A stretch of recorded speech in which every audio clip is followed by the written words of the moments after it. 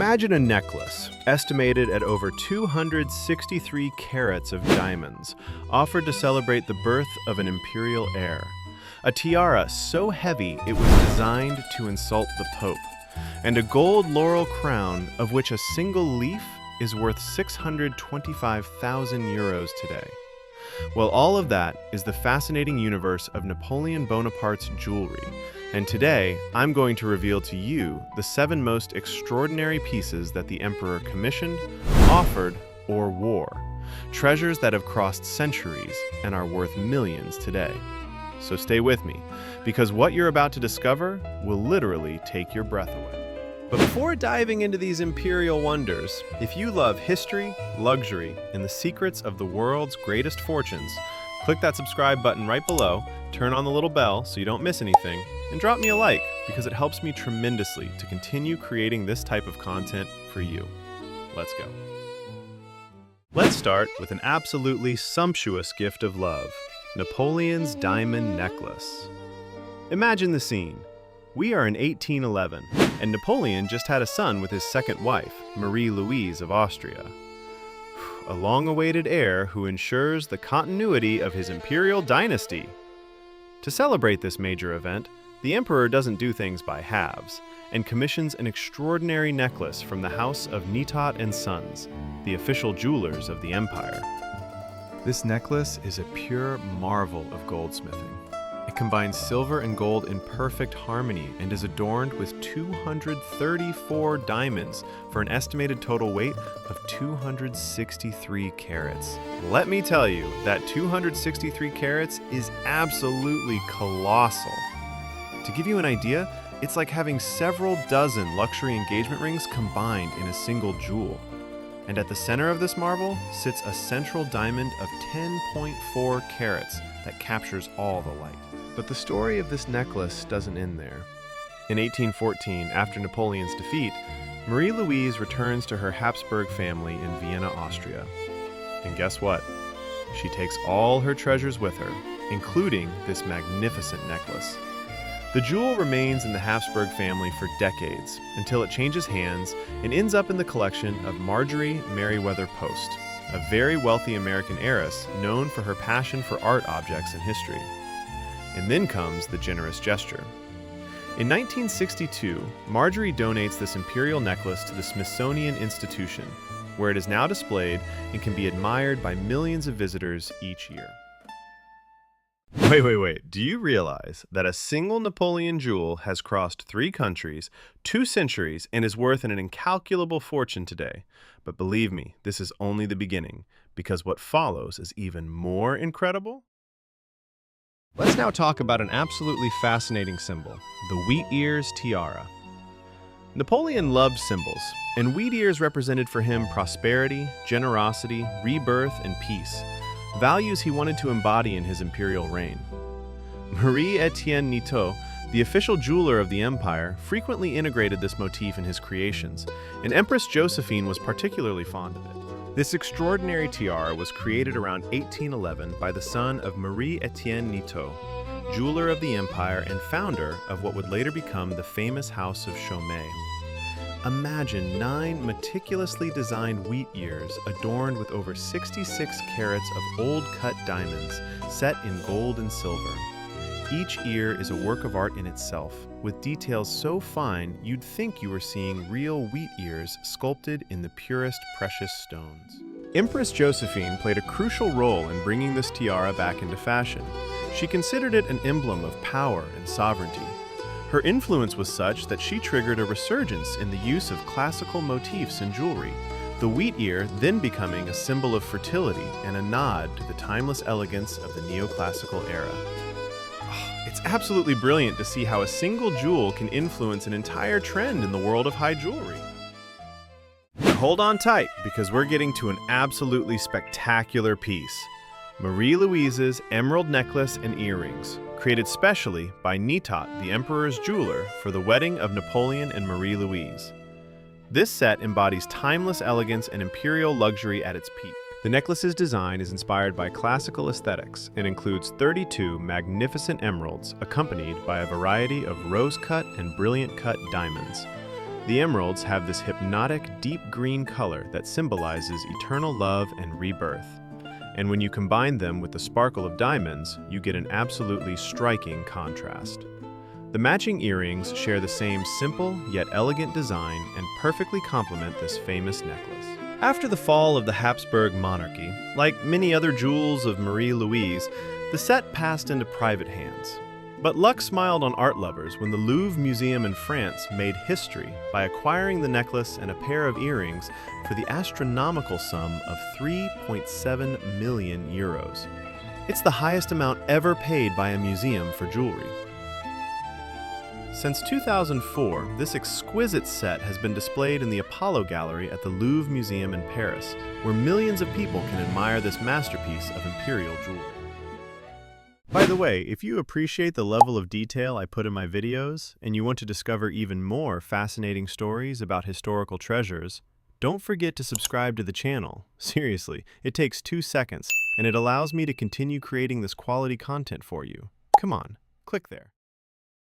Now get ready, because we're going to talk about one of the most legendary stones in history, a diamond that has such an incredible value that you'll have a hard time believing it. Here is one of the most extraordinary pieces in the entire Imperial collection, Napoleon's Coronation Sword, adorned with the legendary Regent Diamond. Upon accessing power, Napoleon wanted to give the new regime the grandeur and magnificence it deserved. Responding to Napoleon's directive, Marie-Etienne Niteau undertakes the extraordinary task of setting the legendary Regent Diamond, a dazzling stone of 140.64 carats, on the Coronation Sword. The Regent Diamond is one of the most famous diamonds in the world, recognized for its exceptional beauty and historical significance. Originally, it was a rough stone, weighing an impressive 426 carats. It was discovered in the famous Golconda mines in southeastern India in 1698.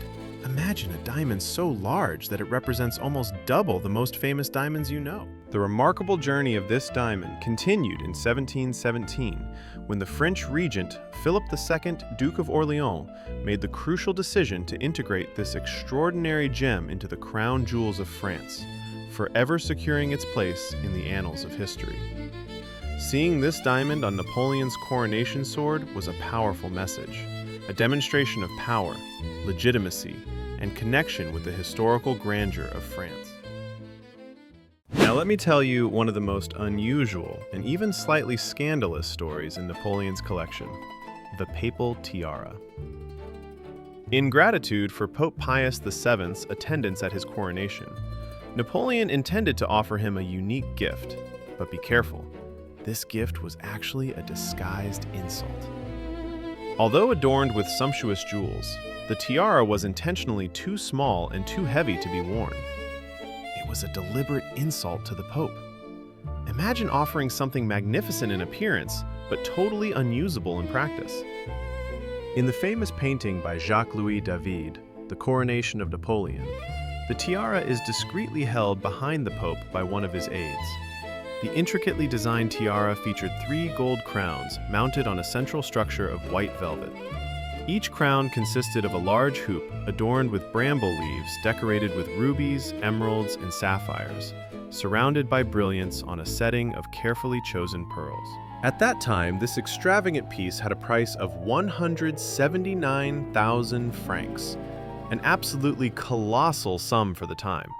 It's fascinating to see how Napoleon used jewelry not only as symbols of power, but also as political tools, and even as means of sending subtle or not so subtle messages to his contemporaries. Let's continue with another sumptuous gift, Marie Louise's diadem. Napoleon offered this diadem to his second wife, Empress Marie Louise, as a wedding gift to commemorate their union. Initially commissioned in 1810, the diadem was originally adorned with emeralds that gave it an absolutely magnificent royal green glow. But the story of this diadem took an interesting turn in 1953. The famous jewelry house Van Cleef and Arpels acquired the piece. Between May 1954 and June 1956, Van Cleef and Arpels undertook a transformation process, removing the emeralds from the diadem and then selling them individually. Instead of emeralds, it was turquoises that took center stage when Van Cleef and Arpels replaced them in the diadem. The journey of the diadem continued when Marjorie Merriweather Post acquired it, her again demonstrating her philanthropic spirit by generously donating this precious piece to the Smithsonian in 1971. This remarkable diadem features an intricate design adorned with scrolls, palmettes, and medallions, embellished with turquoise stones and old mine-cut diamonds. It's truly incredible to see how a single jewel can be transformed and reinvented while retaining its imperial essence and historical significance. You realize we just went through centuries of history through jewels that belong to one of the most powerful figures of all time. But wait to see the last jewel, because it has a tragic and fascinating ending. And here is the final piece, the Laurel Crown. Undoubtedly one of the most iconic symbols of Napoleon's reign. Made by the talented French goldsmith Martin Guillaume Biennet, this authentic gold laurel wreath was commissioned for Napoleon and was part of the insignia of his coronation in 1804. This exquisite crown adorned numerous state portraits capturing the emperor in his regal splendor during this monumental event. Imagine Napoleon wearing this pure gold laurel crown, ultimate symbol of victory and glory. In the manner of ancient Roman emperors, it was a clear message. Napoleon positioned himself as the successor to the great conquerors of history. Unfortunately, the original laurel crown no longer exists. It met the tragic fate of being melted down during Napoleon's exile on the island of St. Helena. It's truly heartbreaking to think that such a symbolic and historically important piece was destroyed. But fortunately, a single leaf from this historic crown survived, thanks to Napoleon's gesture of giving it to the painter Jean-Baptiste Isabey. And now listen carefully, because this is absolutely crazy. In 2005, the significance of this unique gold laurel leaf was highlighted when it reached the exceptional sum of 625,000 euros at an auction in Paris. 625,000 euros for a single leaf. Imagine what the complete crown would be worth if it still existed today. We would probably be talking about tens of millions of euros. If you liked this video, subscribe to the channel. Click like and tell me in the comments which jewel impressed you the most. Personally, for me, it's this laurel leaf at 625,000 euros. Imagine holding in your hand a piece of history that touched Napoleon himself. It's just crazy.